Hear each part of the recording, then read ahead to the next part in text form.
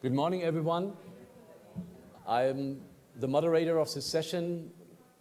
Happy to have you here at this early time of the day, but the sun is hopefully kissing us a little. We have tried to compress a lot of things into this session, and I will try to explain what it's all about. First of all, the welcome is always to be combined with a thank you for the Global Landscape Forum, which hosts this, also to the German Technology Corporation, GIZ, who co-hosts that, to the Global Bioenergy Partnership. You hear more about it in IEA Bioenergy. That's where I'm from. And if you want to know any more details about the hosts, please feel free to go to the website. That's where we have the info about the speakers. You see nice photos, more or less, and some more biographical information, and also information about the organizations who are doing this. My name is Uwe Fritsche. I'm a physicist. I'm the scientific director of a small international institute called INAS. I'm also part of the family of IEA Bioenergy, and work a little bit with the Global Bioenergy Partnership. You will hear a little bit more from Tiziana, our first keynote speaker. So what do we do today? Want to do today? First of all, we want to introduce you and kind of interest you in something we are just starting, which is a dialogue between people working on landscape and forest landscape restoration and people working on bioenergy in general, but especially bioenergy from solid biomass, woody biomass. These two discussions have been separated since at least 20 years. And now we feel it's time to bring that together. And you will hear from our 3 keynote speakers and 4 panelists some views on that. And then you see little papers on your table. These are the 3 guiding questions we have for the discussion. If you cannot make it into the discussion, which will be the last 15 minutes or so of this session, where we open up, and if you have questions, you can raise them there. Hopefully, we can answer. But basically, this is to keep track. And if you want to share your views, your comments, and so forth, your hints with us, please fill it out there or fill it out later online. We also have a Slido thing. You will see that. So we have something to start with, not only today, but this opens up a discussion which will run at least for the next 2 years. And hopefully, you will be part of this discussion of many events we do next year and the year after, and we need your expression of interest, your thoughts, and so forth. We will, as I said, collect whatever you put on this piece of paper. You can also contact us later by email. The contact info is on the website, and I really would appreciate to have that as inclusive a dialogue as possible. You should also know that the first year we will try to focus on Sub-Saharan Africa. So this dialogue will be mainly on Sub-Saharan Africa, but it's not exclusively so. We aim to open up and cover Southeast Asia and Latin America, also discuss about land degradation and forest landscape restoration in so-called developed countries. That's not exclusively an issue of so-called developing countries. And clearly, one of the opportunities to do so will be next year in May in Lisbon at a conference. You will see opportunities to engage further with us. So I think you have a little background. The background material we have on the Global Landscape Forum website hopefully gives you more. And I also must excuse myself. I caught a cold yesterday. I had a little fever. So I'm going to talk not too much, unfortunately. But I guess we have excellent speakers. And without further ado, I'm asking Tiziana to start and make the first keynote. The floor is yours.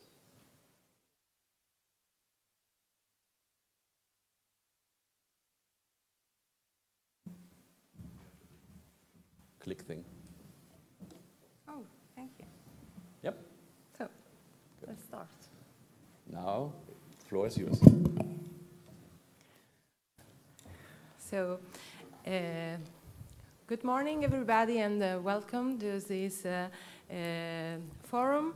And I would like to briefly give you an overview on what we are doing at the Global Bioenergy Partnership, what could be the contribution of bioenergy to forest landscape conservation and restoration. And as you will see, this is having some problem. Okay, I would like to start with some data from Togo, the activity that we recently completed in Togo. Just some data, because the situation in Togo can reflect the situation of other countries in Sub-Saharan Africa. First of all, we will see that 93% of the population still rely in Togo on wood energy for cooking and eating purposes. And the current demand of woody biomass is 2.5 times higher than the actual sustainable offer in the country. And the balance is extremely negative. This is one of the main reasons causing deforestation and degradation of woodland. As you can see, currently the wood energy value chain is based on using the forest wood coming from native forest, that is used as such as fuel wood, or it is inefficiently transformed in charcoal that is used in charcoal stove. And the fuel wood is used in open fire in an efficient way. This is one of the main causes for deforestation, but it causes also other environmental issues, such as soil degradation and degradation of forest landscape and indoor and outdoor air pollution. And all these environmental issues are translated in economic and social issues. Since the resources are becoming scarce, people and women and children who are in charge of collecting, of gathering the fuel wood, should walk a long way and spend a lot of time for gathering fuel. And these do not allow them to spend their time in income-generating activities and for schooling, for instance. And this will is cause also problems such as poverty and migration. What we could do to change, to act against these problems, all these problems, for sure we should manage in a more sustainable way the wood energy value chains.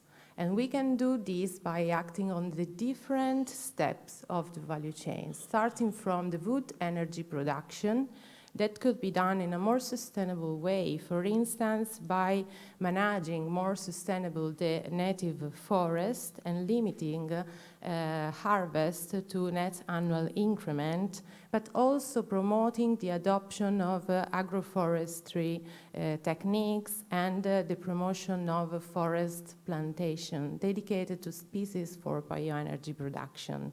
This will serve to conserve the native forest in the protected areas, which I discovered that in Togo are used now for producing charcoal. So they are gathering fuel wood from protected areas.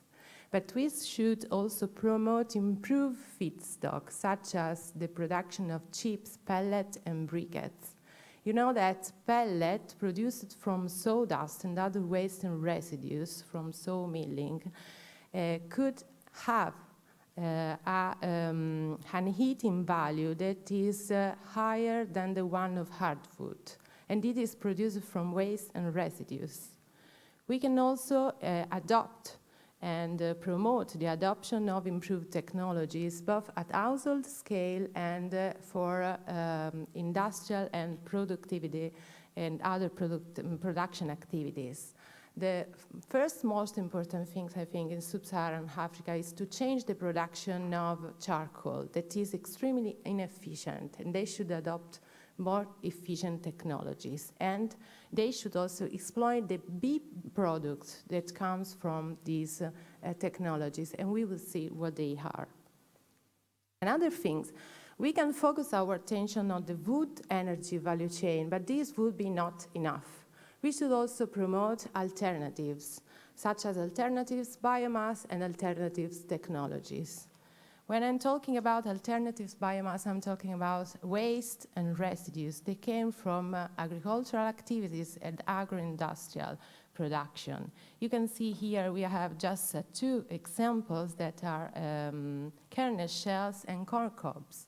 Kernel shells could be used as such for gasification and pyrolysis, and corn cobs could be used as such or transformed. But we can use also other kind of waste and residues that are liquid and could be used for other kind of technologies, such as the biogas production. So all these waste and residues, we can add value to them, and this would be helpful also for waste disposal. This waste, this biomass could be also changed, and it could be transformed in pellet and briquettes. And this will allow to stock this biomass that could be used in the future. And these technologies, both biogas gasification and pyrolysis, could be combined in a cascade process and could be used not only to generate energy for cooking, but also in cogeneration plant for power and heat. This will allow the production of electricity and will ensure a larger access to modern bioenergy services. Both these technologies produce B-products such as digestate and biochar that could be used as fuel to produce more energy, or could be used as amendment and fertilizer put in the soil to increase the carbon storage and to increase soil fertilities. They can act also to recycle nutrients in the soil. And this is very important because fertilizer in Sub-Saharan Africa are very expensive and not at all affordable from farmers. Now, I briefly explain what could be the role of bioenergy in saving and in contributing to forest restoration and forest conservation by reducing the pressure on forest resources. But I would like to say that bioenergy works not without challenges. And there is not one-size-fits-all solution. The sustainability is a key aspect, should be evaluated at country level. For these purposes, GBEP has developed the most widely recognized and agreed set of indicators for the assessment and monitoring of bioenergy sustainability. It is a set of indicators, and the results of the assessment are used to inform policy and decision makers who can shape better policies and produce new measures for fostering and for creating a sound bioenergy sector. Indeed, GBEP was born in 2006 because it receives the mandate from the G8 in 2005. And every year, GBEP reports to G7 and G20 and receive regular mandates from them. Currently, the GBEP family can count on 38 partners and 41 observers all around the world, among which we have also the AFREC, African Renewable Energy Commission, and ECRE. My friend Basau, that is here, will talk later. Up to now, the GBEP indicators have been implemented in 12 countries, and 5 countries are in the process. And Germany is the first country which has already measured the indicators twice and to measure how the sector is already evolved in the last 5 years. So the tool is there and could help, and we look forward to give trainings and also to implement the two in other country to do the work together in Africa. So this is the GBEF family. Thank you very much for this opportunity.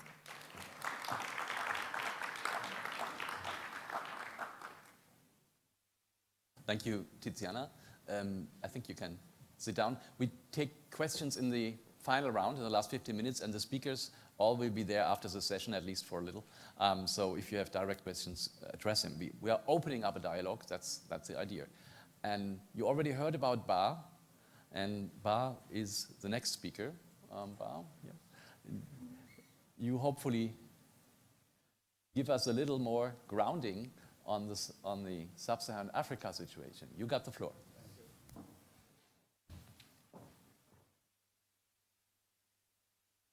Good morning.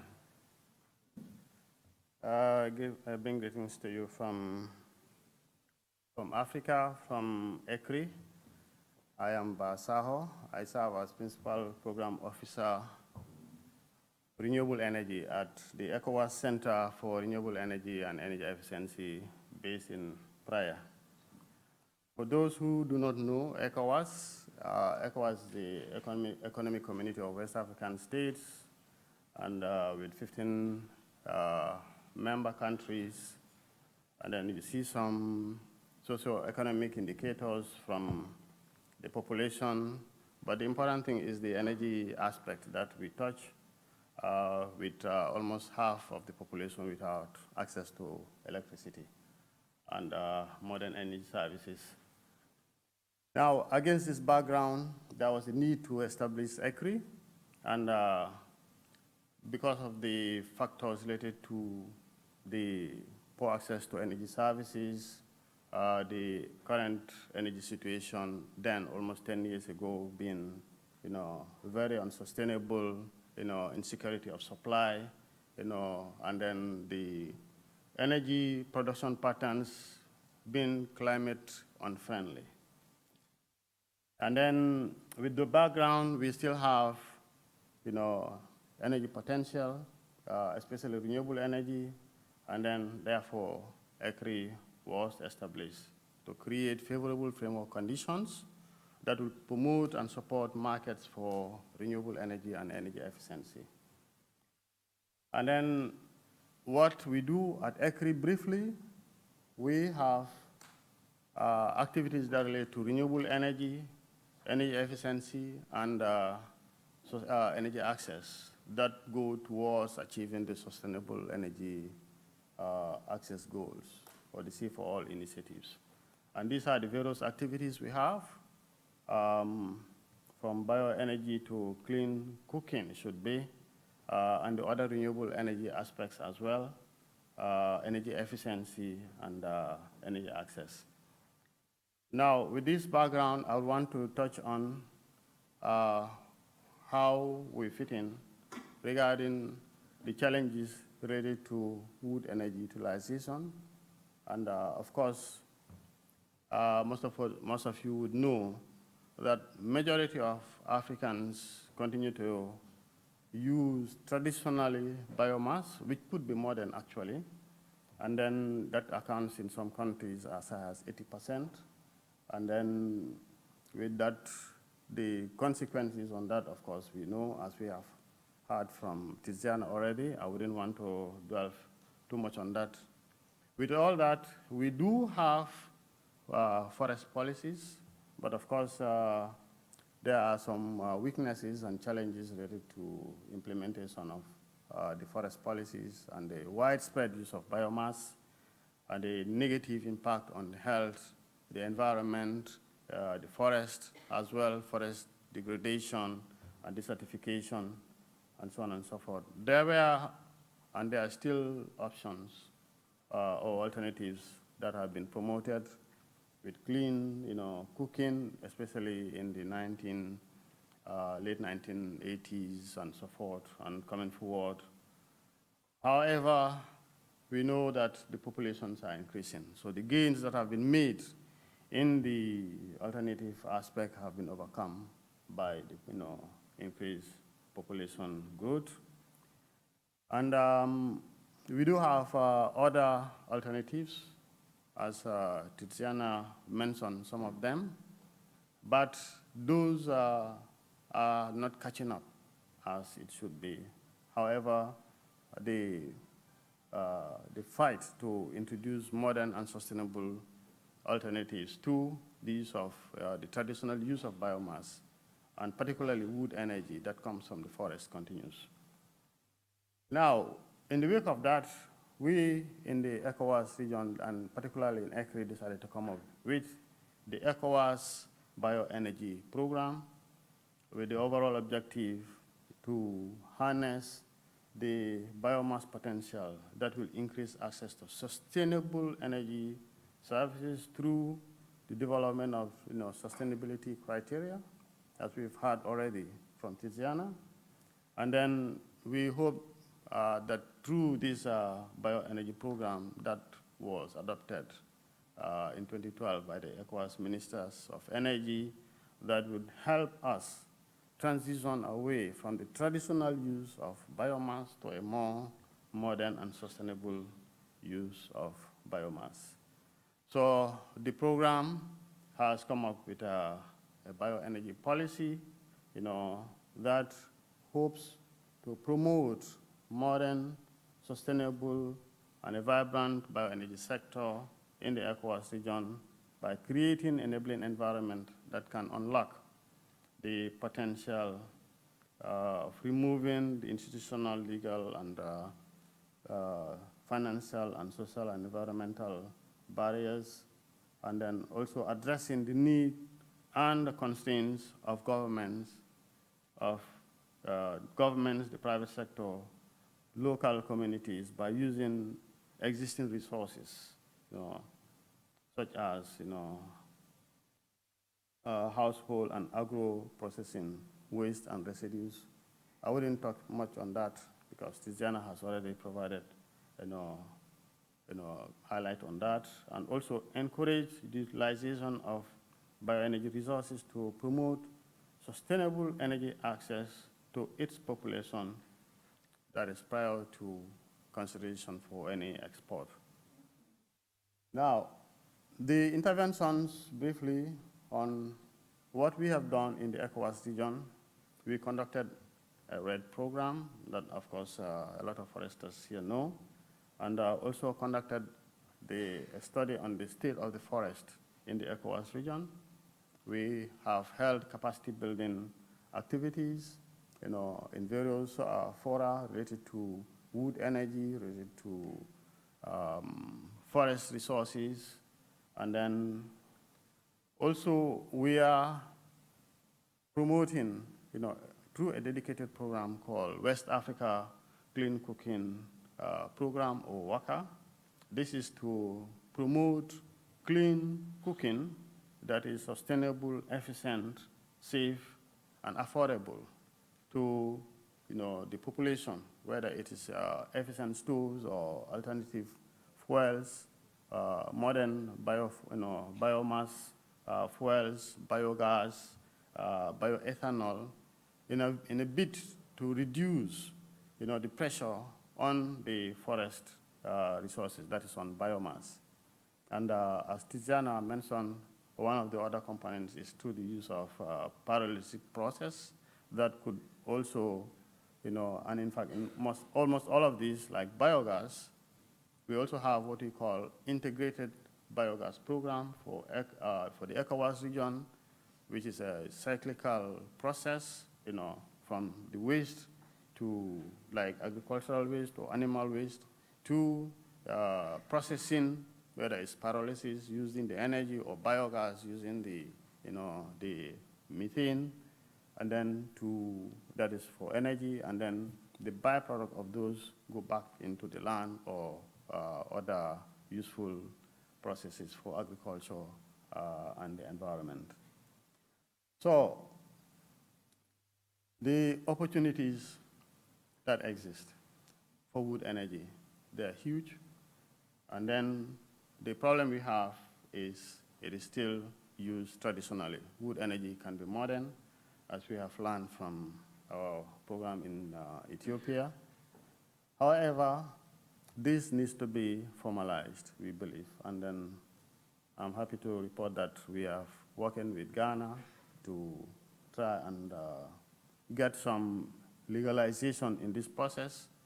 It could be a green industry if it can be used sustainably, especially using, improved tools.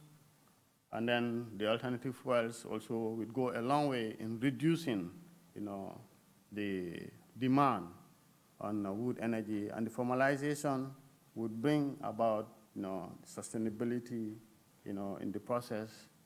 It could be considered a multi-billion-dollar industry that is not factored in our GDPs, and then this, could lead to a lot of business opportunities, a lot of upgrading, the entire value chain, to ensure that we are also able to provide, a more sustainable energy services for the people, for employment generation, for sustainability, and for enhancing the environment, particularly for the rural and the local communities that we know would greatly benefit in this process. So on that note, I want to thank you very much.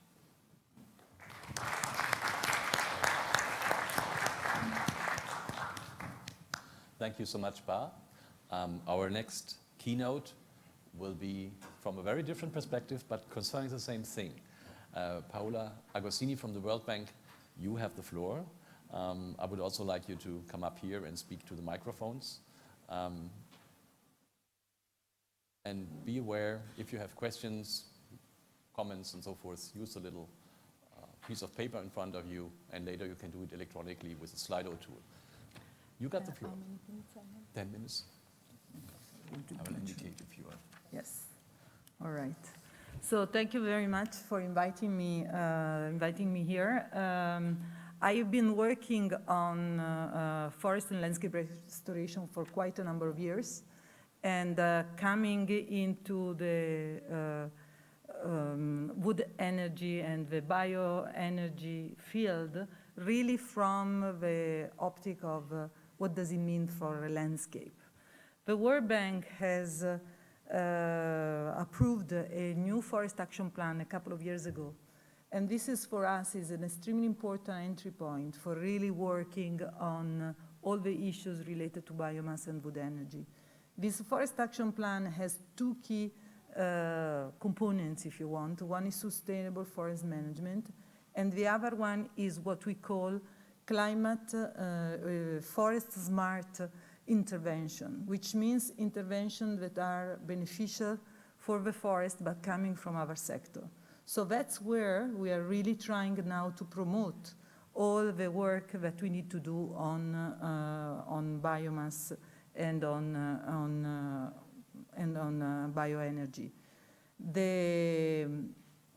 We are seeing in many countries and in many regions, not only in Africa, a real interest and shift now to look into much more these kind of activities and programs. And we are really ready to support them as an important element both for landscape restoration and for more efficient energy production. In our work, we are really trying now to focus on the opportunities, but also the challenges, and trying to help those countries.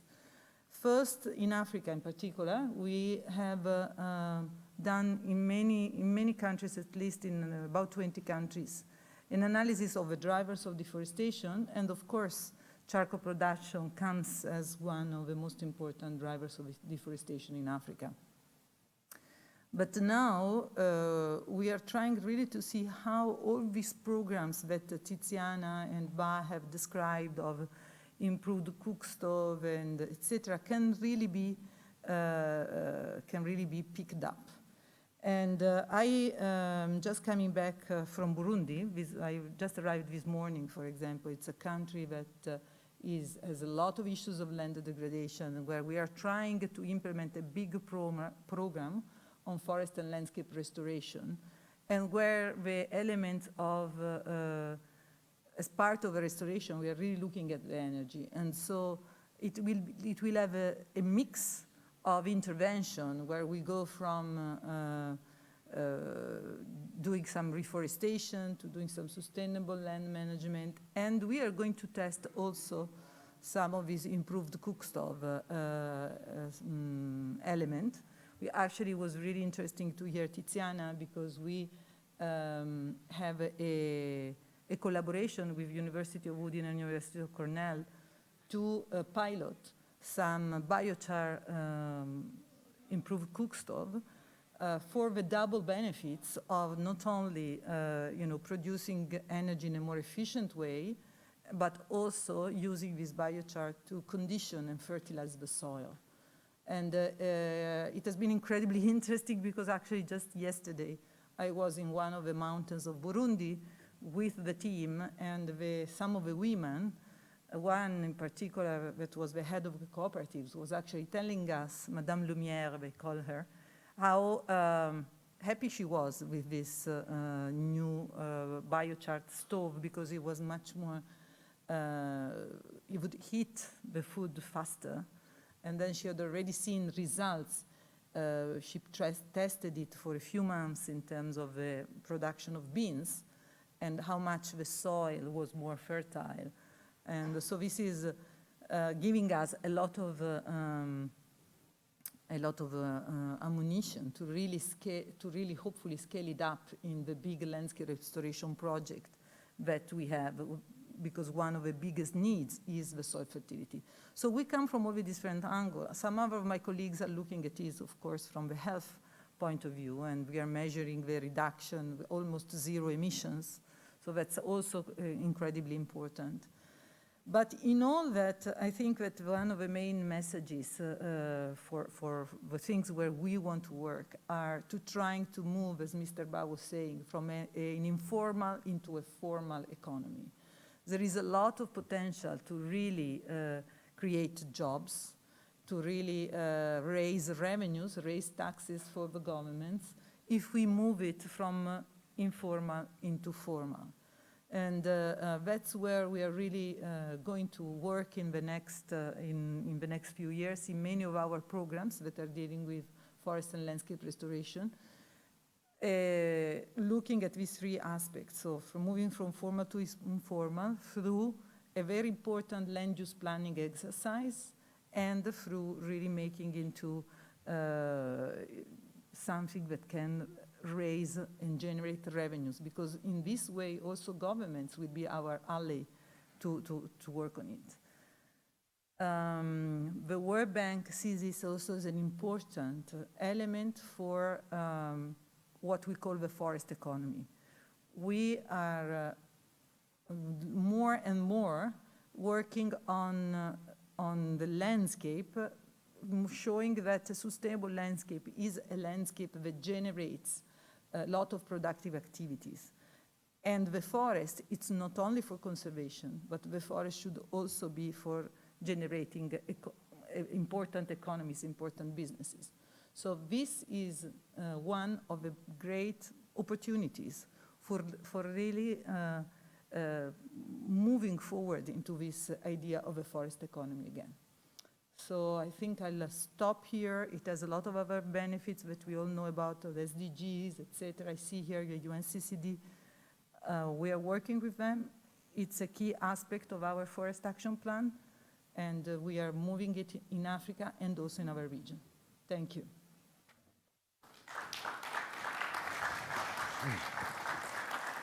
Thank you, Paola.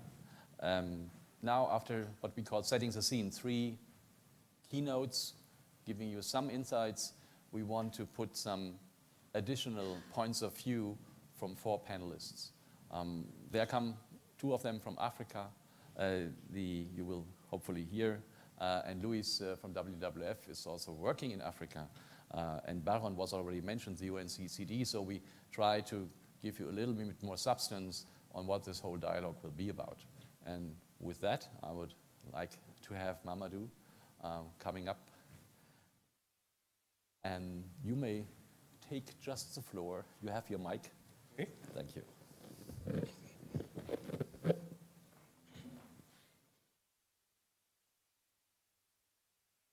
Okay, thank you for inviting NEPAD agency, and I will be making this presentation for NEPAD. NEPAD is the new partnership for Africa development. It is the technical agency for the African Union, and NEPAD is coordinating this initiative that you see on the screen called AFR 100, Africa Forest Landscape Restoration Initiative. This initiative was adopted, mandated by the African Union heads of states in October 2015 with many partners, and you saw already some of them. World Bank is one of the founding partners, WRI, IUCN, FAO, WWF, the GIZ, BMZ, the Economic Development Cooperation Ministry. I see one very wise man raising hand saying, mention me, ICRAF, Evergreening, Dennis Garrity also was there, Jane Goodall Foundation was there. So we had really a big backing internationally to build on the Africa Restoration Landscape Initiative, ARLI, ALAP, Africa Landscape Action Plan, and to build really a country-led initiative. We call it also a Pan-African restoration movement. So just take very seriously this initiative, because it is backed by the heads of states and the African countries, which sees the benefit of restoring land for economic value, also social value too. So this is the background of AFR 100, building on the Bond Challenge, building on New York Forest, on New York Declaration on Forest. And the objective is to restore 100 million hectares of land and degraded land and forest by 2030. And this is the statement, the starting justification to launch this initiative. I will not read all these figures that you know, that we are losing more or less 3 million hectares of land per year, and 6 million hectares of productive land lost to degradation, etc. And these are the benefits that we see also by embracing landscape restoration. We now recognize that by doing forest landscape restoration, we address many major issues like climate change, desertification, drought, loss of biodiversity. And linked to the subject of today, we see also the different benefits we have of landscape restoration, including embracing agroforestry, doing silvopasture, coastal management, and woodlots. And we have also the financial, technical aspects of it. So to date, we have 27 African countries that have joined AFR 100. And one of the added value that we see compared to other initiatives is that we require African countries to show the political will and the commitment to send to the NEPAD agency a letter of commitment with a quantified objective. So this quantified objective makes that to date, we have 27 countries that have committed more than 110 million hectares of land. And we have also all the commitment, if we combine all the commitments of technical financial partners to financially, we could reach $1 billion from development finance and almost 500 million on private sector commitments. So these are the steps that we see ahead to to get more and more African countries to join AFR 100 and the Bond Challenge. They go together, Bond Challenge being the global objectives, and having the same approach than the Global Landscape Forum, moving from pledges to action, real action, and have a kind of coordination, facilitation with the aim to track progress at the continental level, to be able to monitor, to track all the FLR actions, activities taking place into the continent, to be able to report back so that to attract more investment. And this also entails a lot of resource mobilization. I thank you.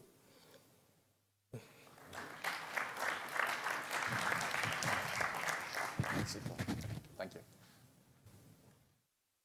So we're filling up the panel to discuss in a few minutes. Our next speaker will even further focus in, he's coming from Cameroon, and we're talking about a focal point, and I think he will give us more ideas about what's going on in Africa regarding landscape restoration. Thank you. Christophe, you got the floor.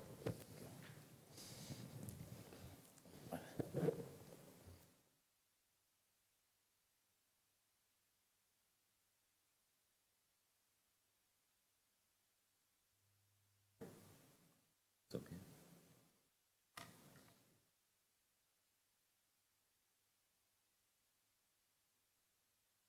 Okay, good morning, everyone.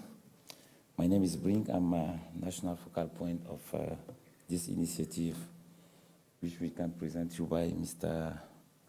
Mamadou Jakite.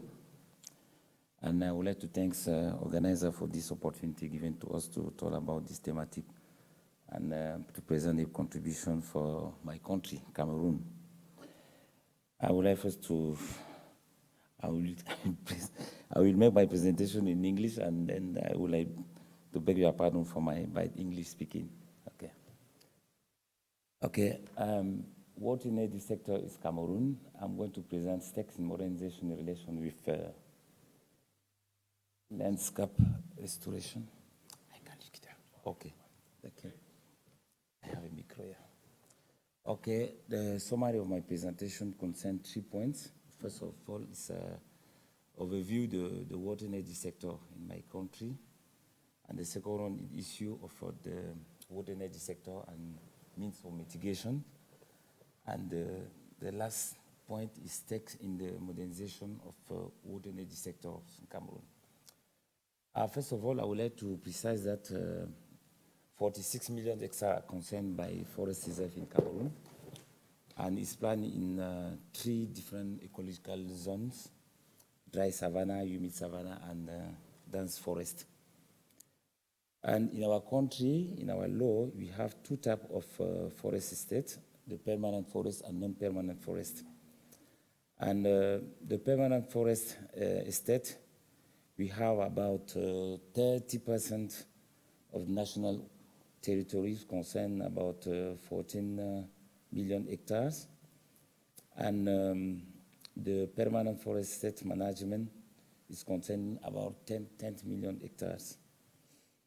The rate of modernization of the sector is about 0.08%, and this estimation dropped to 0.03% between 1919 and 2000 and 2005.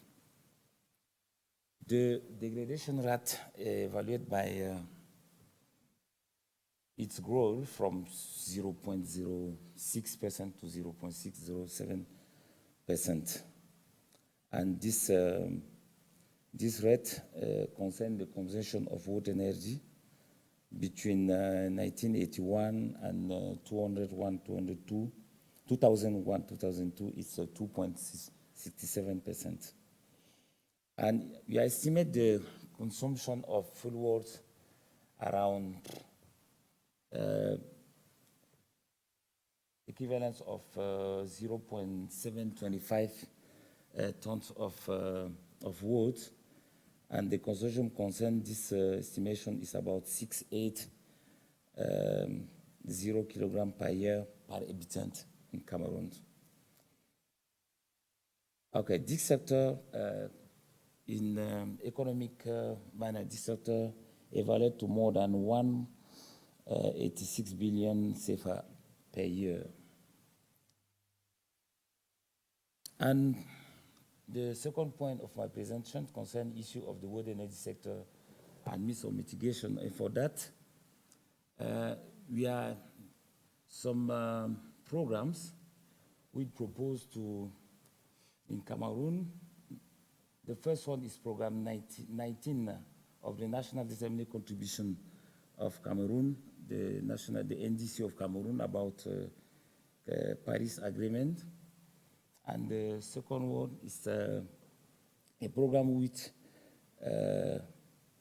concern for the northern part of Cameroon, who we have population who have a lot of climatic vulnerability and land degradations.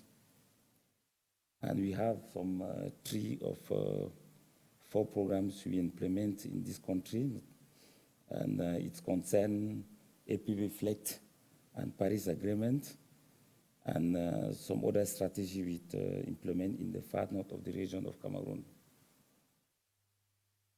And then to the stake and modernization of wood energy sector concern the implementation of wood energy sector modernization strategy, which is implemented in the far north of our country, and is concerned to supply a demand of wood energy in this part of our country. And it concerns some activities like reforestation, establishment of community forests and private plantation. It concerns energy recovery serving waste in the southern zone of this part of our country. And it's permit the access of use and improve stoves in tandem of this, in this region. And the second point of this action concerns the pilot project which we manage in this part of our country, in the north and far north region of the country. It concerns rational management for reduce the degradation of forest resources and to work again, to fight against poverty. And like you see, all of these actions and implemented by the government, and we have a lot of partners who can help them to resolve these problems. That's 3 points I would like to present today about it, and I would like to thank you for your kind attention. Thank you.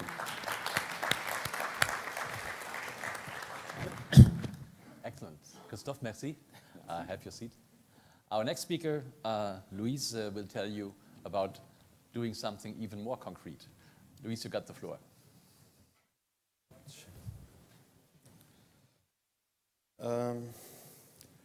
Good day, and thank you for the invitation. So my name is Luis Silva. I work for WWF, and I'm managing the New Generation Plantation platform.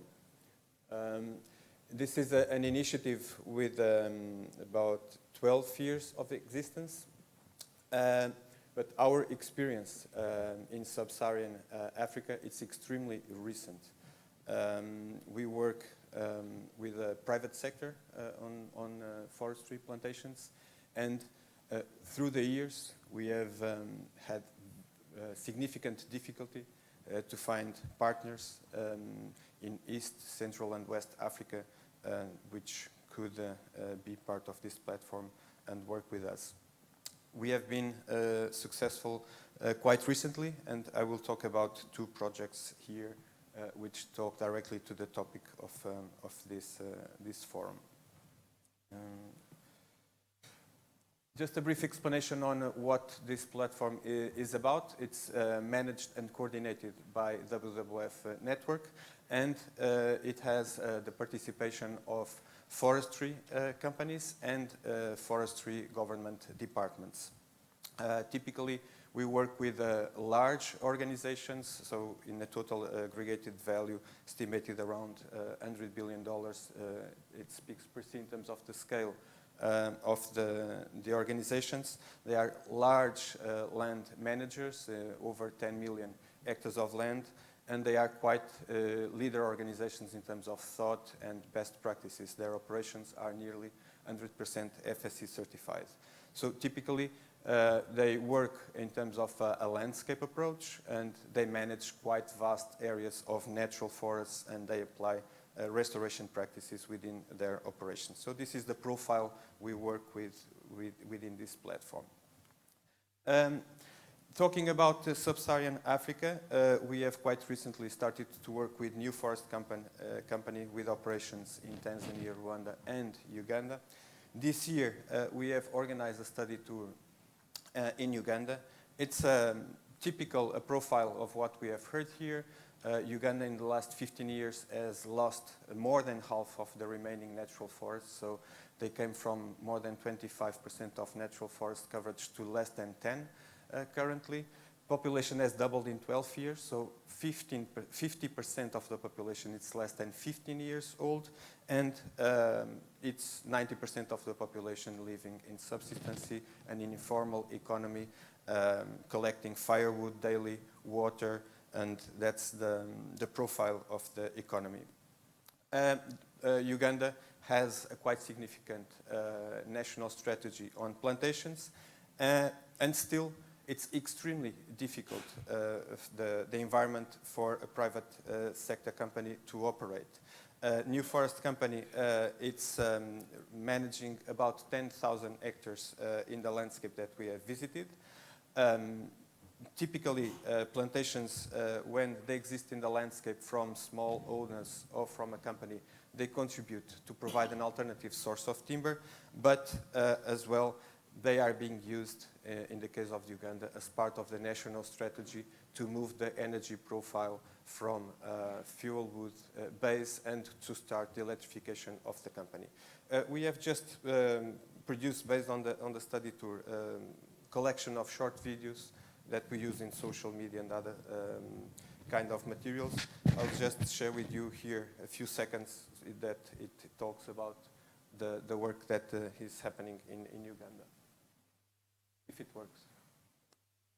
No? Can you? The previous slide? The red arrow on your, yeah. Can you put the video on? No?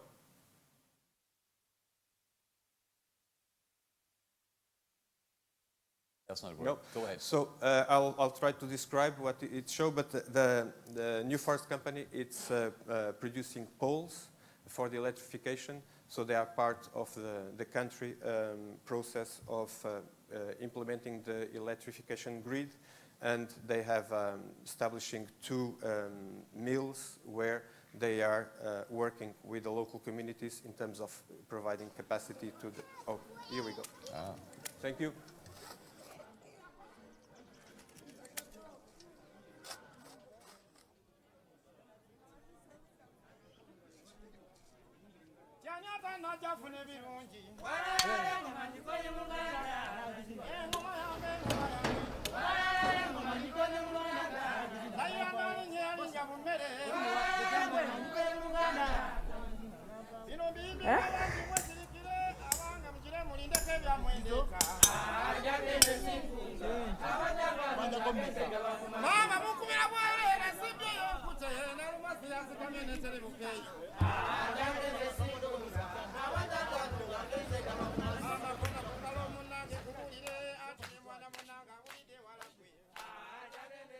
One of the important dimensions of these projects is to create the formal economy that we have heard before. And this is a significant contribute that a private business brings into the landscape, as in this example. The other, and very quickly, the other example, it's in West Africa. We are working with Africa Plantations for Sustainable Development in Ghana. Here, the model, it's a eucalyptus biomass plantation for energy production through a power generation facility. So it's a different model. They are investing in a 60 megawatt full integrated biomass, targeting a $70 million US investment. So here, the benefits, they extend also to the substitution effect in terms of providing a renewable source of energy which is an alternative to using fossil fuels, and with the remaining benefits that we mentioned before coming from the electrification as an alternative and clean source of energy for the country. This is obviously a game changer on people's lives if we can provide them with electricity. Just think of us here. If we don't have electricity, everything we are doing here, it's not possible. So these are the two examples I wanted to share with you. Speaking very directly with forest landscape restoration, the work we do on new generation plantations, it's about providing examples how can we use plantations to bring degraded land back into productive use, and this alongside with restoring natural ecosystems. This follows a landscape approach. Typically, we need to look into the different ecosystem services which the different land uses they provide. We work typically in degraded landscapes, and so the conservation status of the landscape tends to improve. This work needs to follow the available and the best available technical and scientific knowledge. We work with UFRO, and here a paper published by PIRAD in 2015, it has published evidence that we can achieve reduced degradation of natural forests with expansion of plantations. And I think I'll stop here. More information available on our website, and I will be also available for further questions. Thank you. Thank you. Have a seat. And finally, we hear from someone who, as a scientist, works on this degradation issue, and he's also from Bonn, and you can introduce yourself. Baron, you got the floor. Thank you.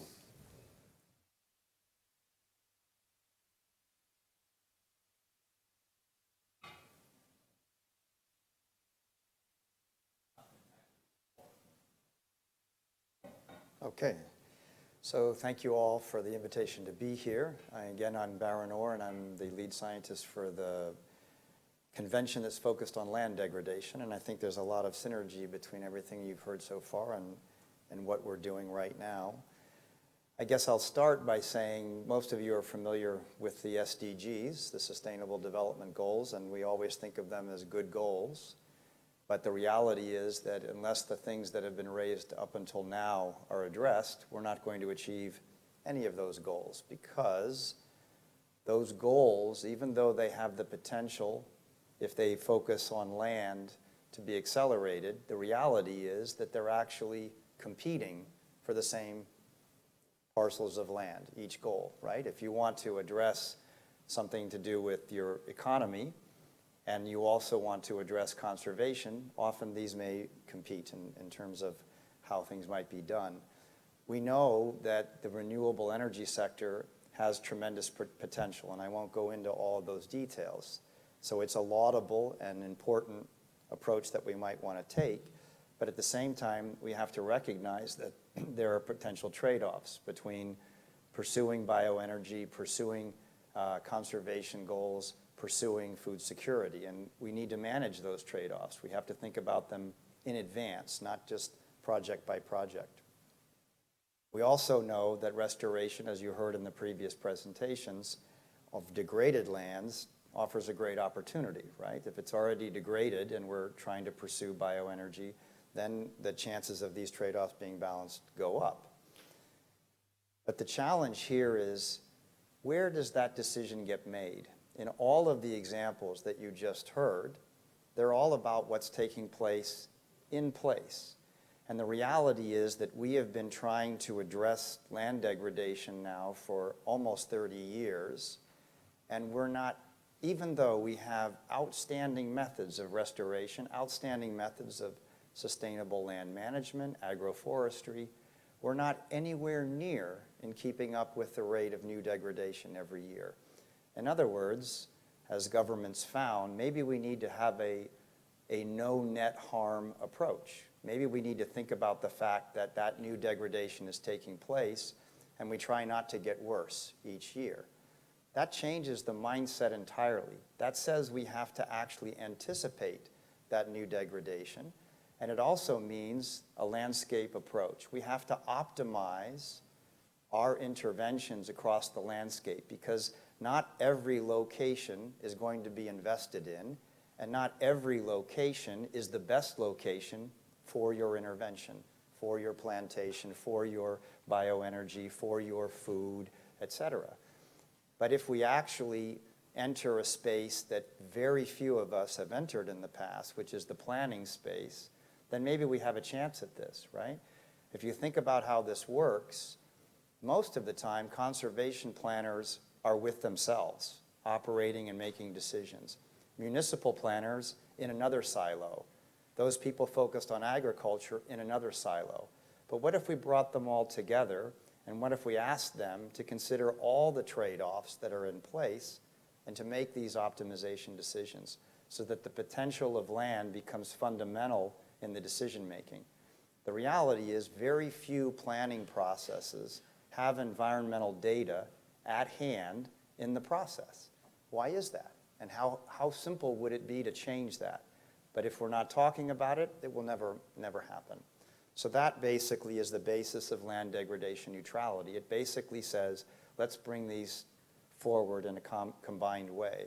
And what I would put to the previous speakers is all of the initiatives that you described would qualify for land degradation neutrality. And I would recommend that you consider helping your countries achieve this goal. It is an SDG target, 15.3, and it's a way that we could take land and instead of it being something that's competed for, turn it into something that actually accelerates all the other SDGs. Thank you.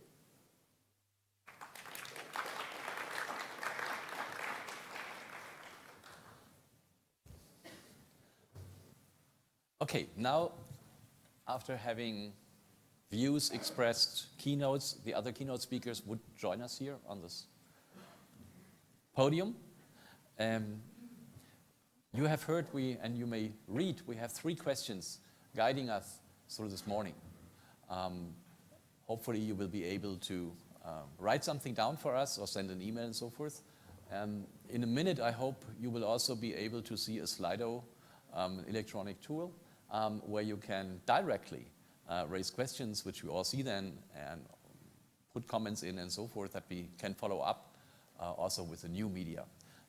Now, before we open up to the floor, which we do really soon, I would say keynote speakers and panel and those who made interventions from the panel, is there anything which was questionable to you? Would you say there's something you heard where you're doubtful about, where we need more explanation, something where you would say we need to discuss further? I would just go through. Is there something new you may have, which was possibly surprising? Also another item. So maybe we start again in the order of magnitude. If you want to, you don't have to. It's just warming up.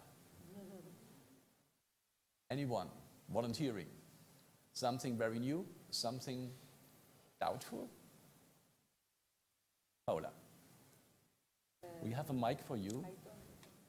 We should have a mic here. It's coming. Thank you.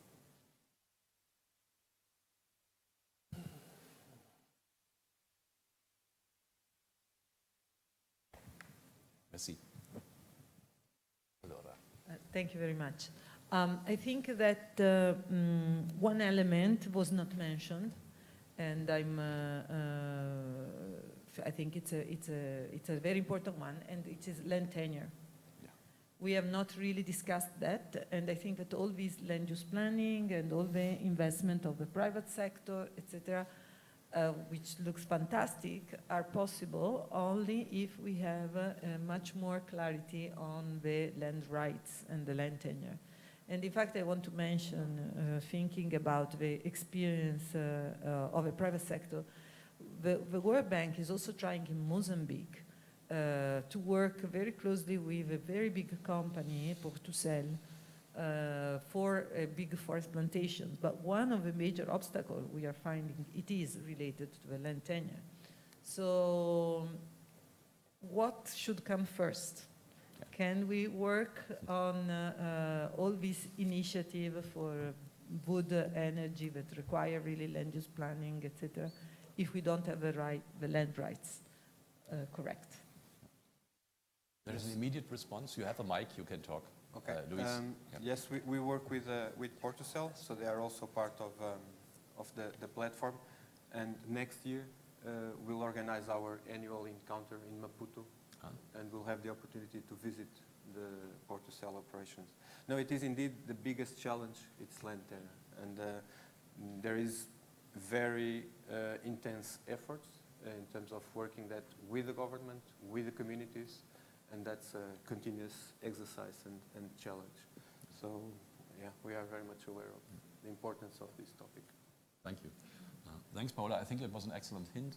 The International Land Coalition, we are in contact with them, and we know next year there will be, again, a conference at the World Bank on land and poverty, and we want to bring in that issue as well into that forum, absolutely. All right. When you consider any more doubts or additional new things? Just a thought which I think that in general there's a wide consensus in terms of the profile of the problems when we hear in this panel and other events, and also in terms of strategies. But still, we keep seeing the same problems on the ground, and year after year we hear that the indicators, they keep degrading. So something it's wrong on the process between the analysis that we do and then the strategies that we try to bring into the field, because the truth is that we are not being able to implement on the ground the solutions that we discuss in these forums. So just very good, Luis. Thank you for that. I think the one crucial element, at least in science, and it's also, I guess, in policies, is to have a reflection. Before we go ahead and run with a new thing, we take a look what worked and what didn't. And that's something I would say is a component of our dialogue in the future, without doubt. So happy to look forward to share experiences in that regard, and that's also true for you. If you want to share your experiences regarding what did not work, but even more important, what may work and should work. But you have the floor. You have your mic. Oh, sorry, Paola, you wanted to? I can add, I wanted to add an element saying that I was in a conference in Paraguay in October about green businesses. And there was a very interesting presentation on the case of Uruguay and plantations in Uruguay. And the methodology there is basically renting the farmer fields. So you don't have that many issues of land tenure. It's like outgrower schemes. So I want to hear from the panel, but also from the experience of the people, how much we can work on a sort of outgrower scheme for this bioenergy, trying to implement bioenergy. Thank you. You got the floor. You have your mic. We can. No? You were a keynote speaker. Sorry, I'm confused. Okay. Sorry. Now you have the mic. Yeah, okay. Thank you very much. This relates to the power generation using plantation. I just wanted to have maybe what's the safeguard that when the operator doesn't have sufficient or enough of resources, that it doesn't go into the natural forest or try to source it from the natural forest. Because we had a challenge we couldn't approve when I was in government, a similar proposal with the fear that when the plantation owner lacks sufficient feedstock, it wouldn't go back to sourcing it from the natural forest. Yeah. Thank you for that. I guess that's one thing where we work in the GBAP community and in the IEA Bioenergy community to take the latest tools. And nowadays we can actually more or less track what's happening. And that's a completely new world which allows us, and not just us, also NGOs and others, to take a look what's happening on the ground. So we are somewhat different, in a different world than before, and I think you will see that in Cameroon as well. So that's something I guess we will have to invest more time to look into the opportunities to actually monitor and track, and also blame and shame if need be, and sanction if people misbehave in that. It clearly is a risk. So I think it's time to open up. You have, again, Thank you for being here with us in this morning. And I think there will be a couple of questions, and we have a microphone in the back, right? And Ruben, would you start over there with this gentleman at the window?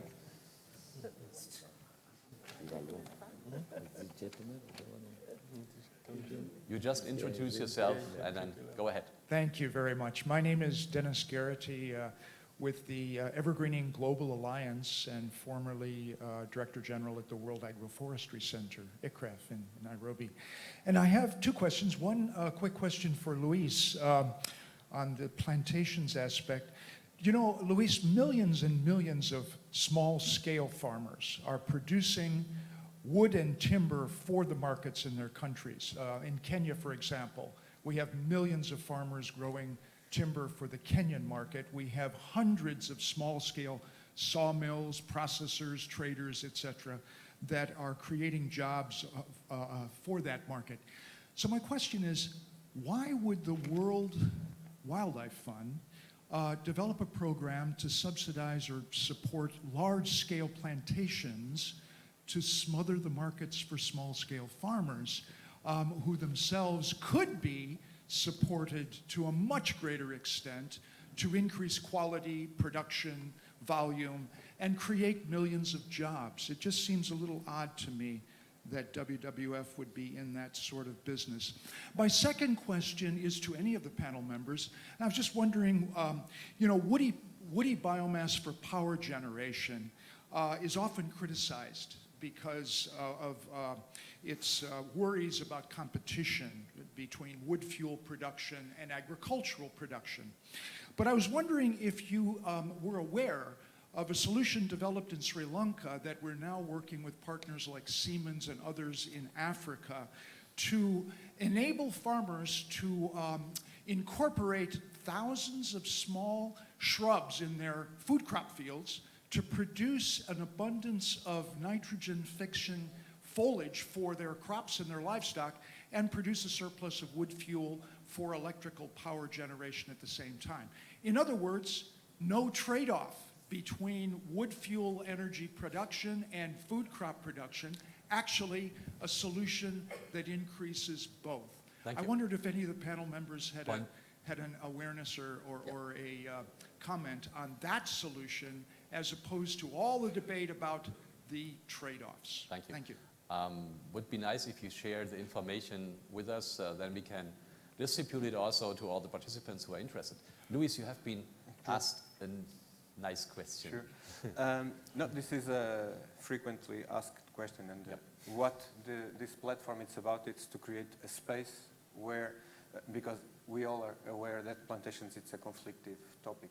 So we felt the need to create a space where precisely we could have this conversation over the years to generate trust between NGOs and these companies, and also as a space for sharing of learning and knowledge.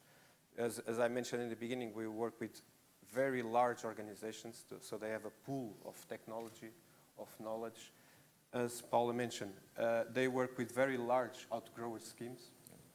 And in the particular case of Africa, the added value of having the presence of private sector complementing the thousands, the millions of the small farmers, it's to help to reach to the market, to add value, to create not only in terms of the quality, but also on the price of the product that the farmers they can get. So that's very much. So it's not an either or, it's complementary. Absolutely, needs to be. Yeah. Fine. There were more questions. I would start in the back with the colleague, Ruben. Yeah, exactly.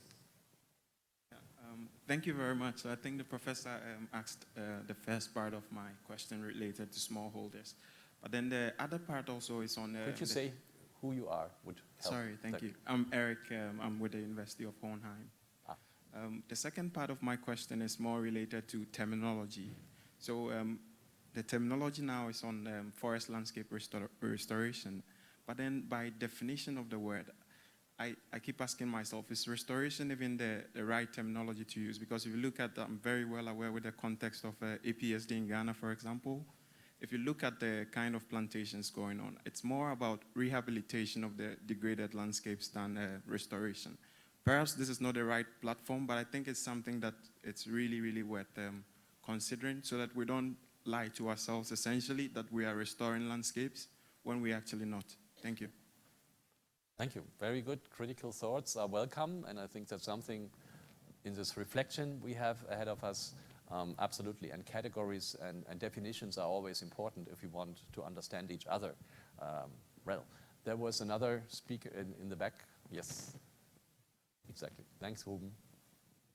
Marcelo Cunha from the UNCCD Secretariat here in Bonn. And I also find it very important to have sustainable and inclusive access to natural resources, and also what was touched upon by the World Bank, by Paula, land tenure. I agree that it's key to move from informal to a more formal system in that sense, particularly land tenure. But what are cases maybe from the podium on the ground of addressing overlapping land tenure claims in this process towards formalizing a land tenure? Anyone immediate with Paula?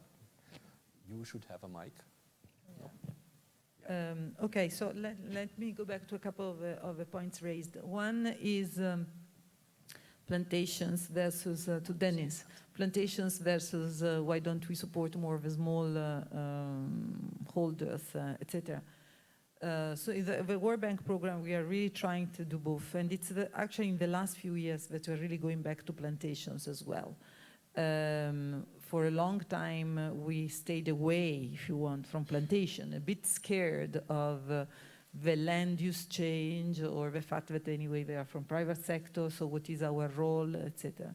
But it's becoming clearer and clearer that we need, in many countries, they are importing, woods. So, and there are countries that are perfectly fine, that have degraded land that could be rehabilitated or restored. We'll look at the word we want to use in a productive way with plantations. And again, that's a way to get a forest economy going, and that can allow to create a lot of jobs in the plantation, around the plantation. So that's really why we are actually trying to support it. And the World Bank has now an approach that we call maximizing finance for development, jargon, but anyway, it means that we bring together public and private sector. And the public sector is going to look at the constraints, like the land tenure, or making sure that the small farmers are also going to benefit through outgrower schemes, and the private sector brings in really the money for bigger plantations. And in terms of his experience that was mentioned in Sri Lanka, I think it was in Sri Lanka, I'm not aware of it, but it will be interesting to know is anything that doesn't generate trade-off is fantastic. Is that really this additional feedstock that you have there not going to be used for anything else? You know, in one, I was telling you I have Burundi in my mind just because I arrived this morning from Burundi. It's so difficult to find something that is not used. They use everything. So maybe that's, it will be really interesting to understand that options. I'll stop here. Thanks. Yeah. Ladies first, okay? Of course. The hand over. I would say clearly there is, as we say, there is no free lunch. There's always a trade-off, right? Whatever we do, there is a trade-off. So even if we take waste and residues, they may have some use for some people who don't have anything else. Though in that sense, clearly we must be aware and transparent and not just going through, right? And that's why we have the GBAP and the Global Bioenergy Partnership sustainability discussion to say it's not a given that bioenergy and also woody bioenergy is sustainable in the sense of environmental sustainability, but also social sustainability. So we have to make sure, we have to be aware in that regard. Tiziana. Yes, I just want to add something on the practice that the gentleman from ICRAF was mentioning.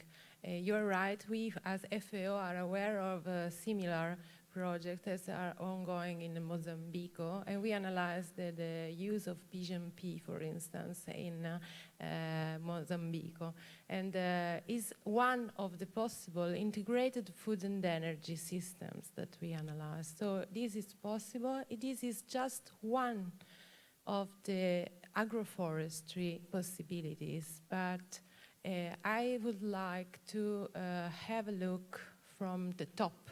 I mean, to say there are so many different possibilities that it is important to analyze each of them in the different countries.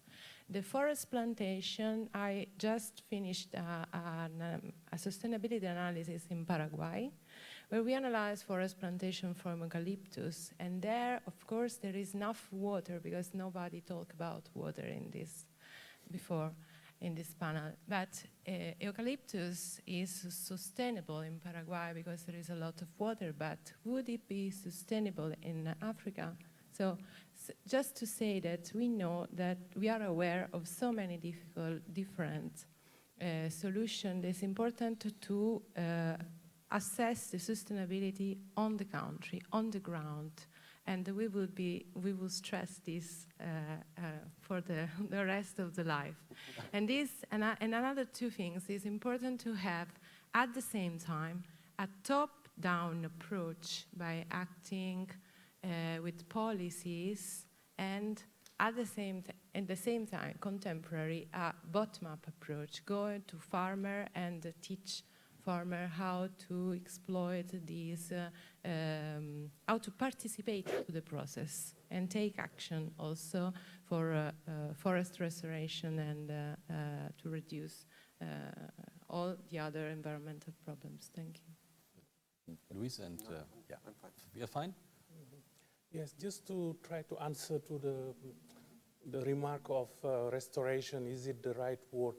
I think that we have to put it into context. When we use these acronyms, it's, I think, for the sake of not using 10 words in one sentence.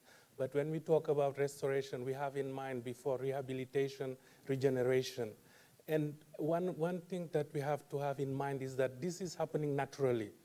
I think it's the intervention and the magnitude of the problem makes that we have to scale it up. But it was estimated that in the 20th century, the past century, in Africa, I think 5 million hectares restored themselves by themselves. So, but because of the growth of population, because of the need to get back lands and forests for economic value for society, we need to have a more positive intervention. But it's not only about restoration that we know is very expensive on its own and it is not always reachable, but there is also work of regeneration, rehabilitation, and very often by the own communities which are using their land. They are not waiting for external intervention to take those actions. It's for their survival. And the land tenure issues, I would not put it, it's an issue if you have land grabbing, if you have illegal occupation of lands, illegal evictions. But especially in Africa, we have to take into account that there are other types of laws, like customary laws, that are not written, that are not formal, that can be used if the final goal is to support the governments, the local communities, to restore their land for their own benefit. There are other means that can be lawful in that context to have an agreement with the government, with the communities, to see how to use the land by doing restoration first. So land tenure can be looked in a much broader context. Thank you. Excellent. Thank you for sharing. Christophe. Yeah, merci beaucoup. Je vais demander de faire la traduction après.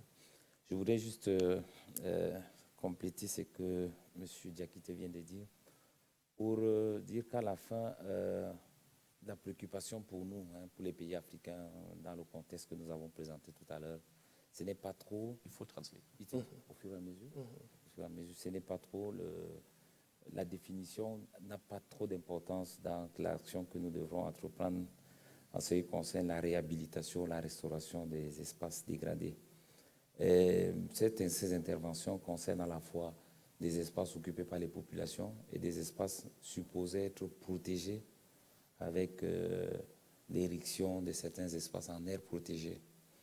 Alors, pour essayer de tenir compte de la sécurité foncière, nous avons développé des réflexions en vue des propositions de projets de restauration, de réhabilitation des espaces dégradés, en intervenant dans les aires protégées fortement dégradées.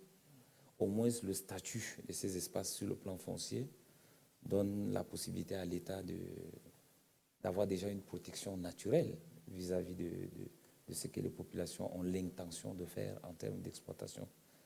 L'autre problème, c'est le débat entre les efforts de restauration pour la production du bois énergie et les efforts de restauration pour réhabiliter ou restaurer les terres dégradées.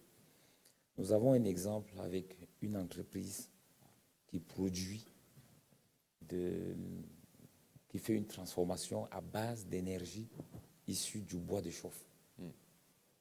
Et cette entreprise n'a pas un périmètre ou un espace de production, il prélève dans la nature. En termes de compensation, il propose des plans qu'il distribue dans les environs d'exploitation, de sa zone d'exploitation, en espérant que ça compense. Ça suffit pour le moment. Oui, d'accord. Il faut... Okay. So excusez-moi. Thank you. I will try to summarize. For the first point that the colleague from Cameroon mentioned is that, yes, for African countries, given the urgency of development, also protecting environment, at the end of the day, the priority is to work with communities and to see what are their interests in terms of restoration, but also in food production, agriculture, and then all this. So African countries try to go beyond this semantics of what is restoration, what is rehabilitation.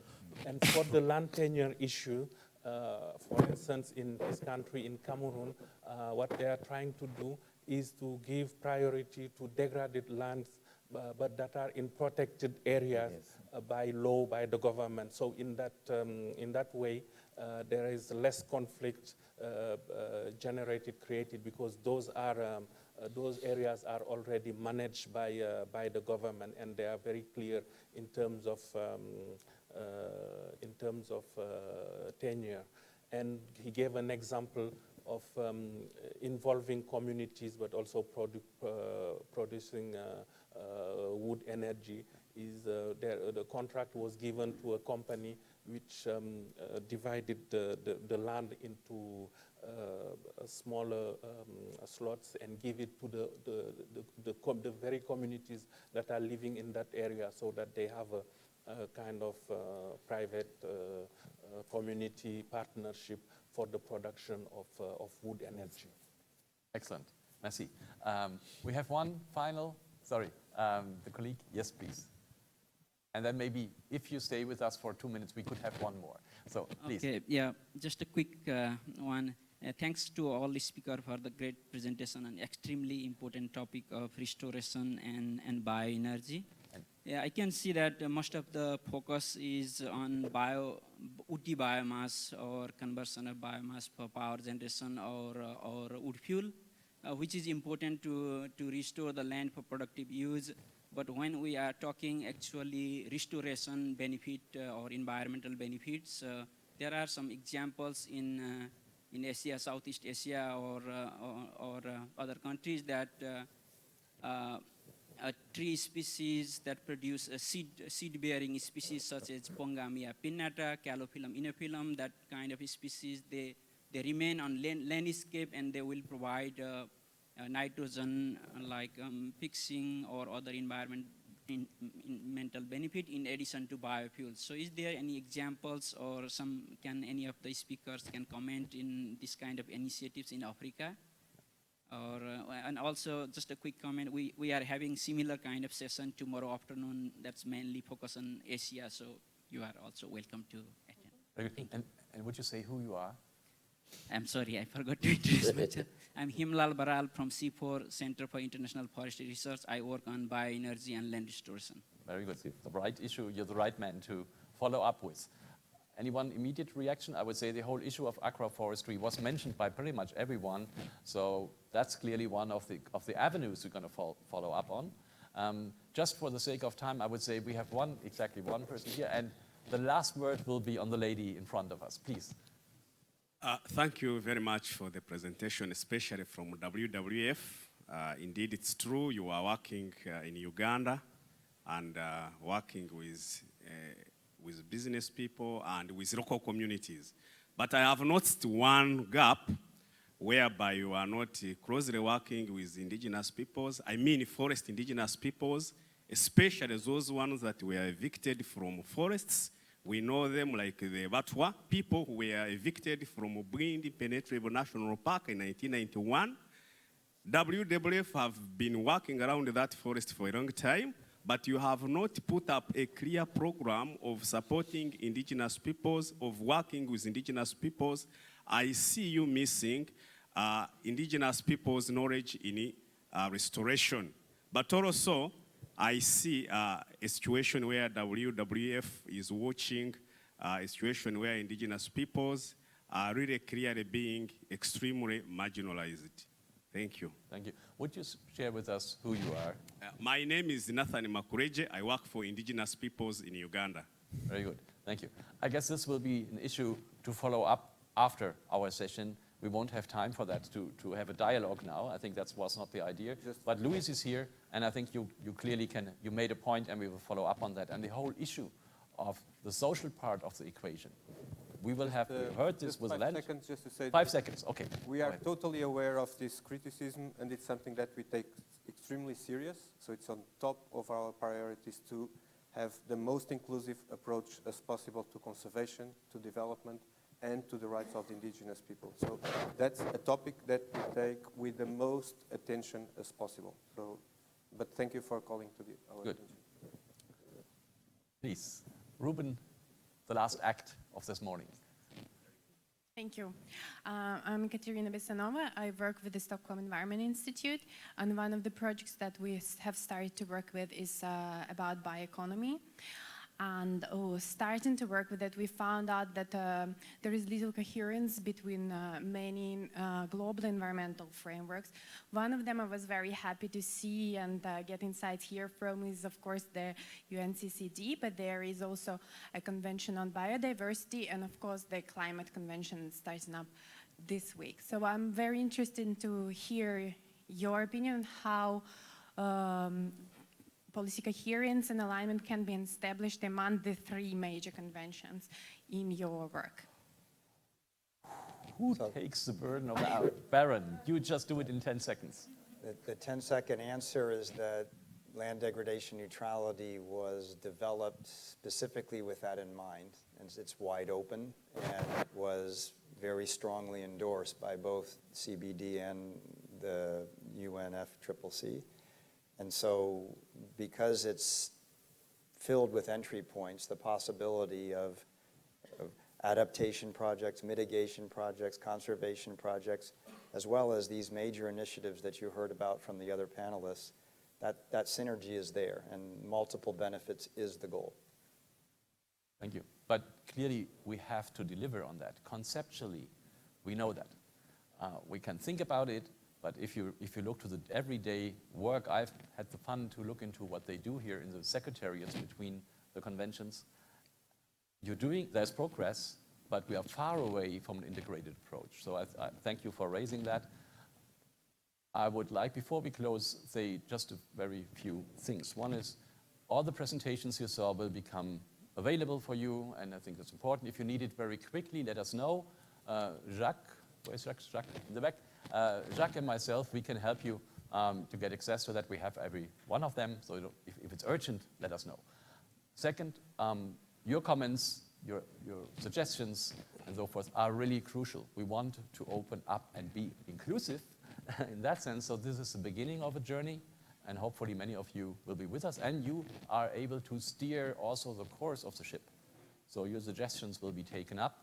We have in the Global Bioenergy Partnership, in the International Energy Agency's Bioenergy Program, we have committed resources to that, and we also think it's important that this part of the forest landscape issues and the woody bioenergy is embedded in a broader debate about the bioeconomy, because we not only have the competition issue on the land side, we also have it on the product use side.